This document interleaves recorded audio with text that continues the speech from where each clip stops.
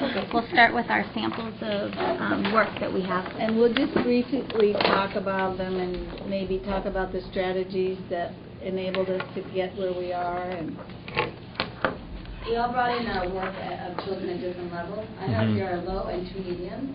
So I'm going to start off with one of the mediums I have.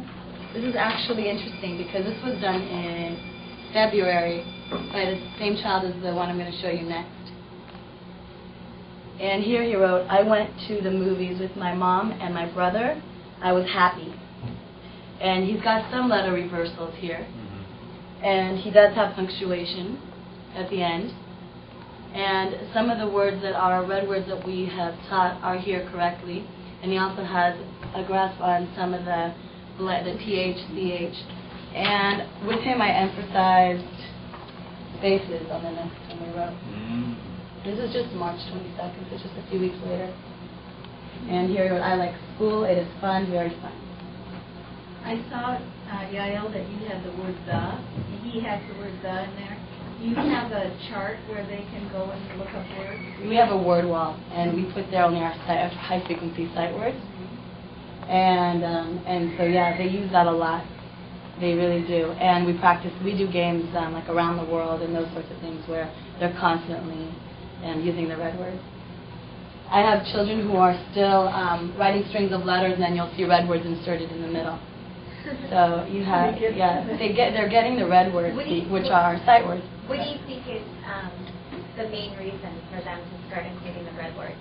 What do you think that you've done that has made them? I'm also modeling it. A lot of times when I always write for them before it's their turn to write. And always, whenever I get to a red word, I stop and I think if it's a red word or not, and we decide together if it is, and if it is, we look for it on the word wall and then clap it out. And so I'm trying to model it every time for them to do it in their own writing. And we also have a little ladybug, a little puppet ladybug. We call her Red.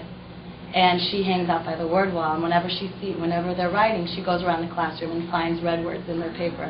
So one of the reasons they really want to put a red word in there is because they want to visit from Red. But a lot of the children are just writing now a lot of red words, and they've forgotten communication. So you have to be careful, and you have to push communication more when you do that. Yeah. And then I have a child in low that I've got here. And this is a story about him and his dad, and they went to the museum together. And this is what he told me, but I didn't see when he was reading it any connection between what he's saying and the sounds and the letters.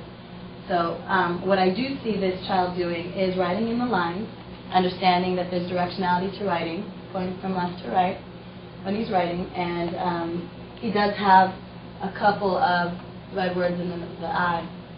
And I see is down here, but it's not connected to what he's saying. So, and this is someone who's been in my classroom from the very beginning of the school year. And this is also a child who actually does have most of the letter sounds and names.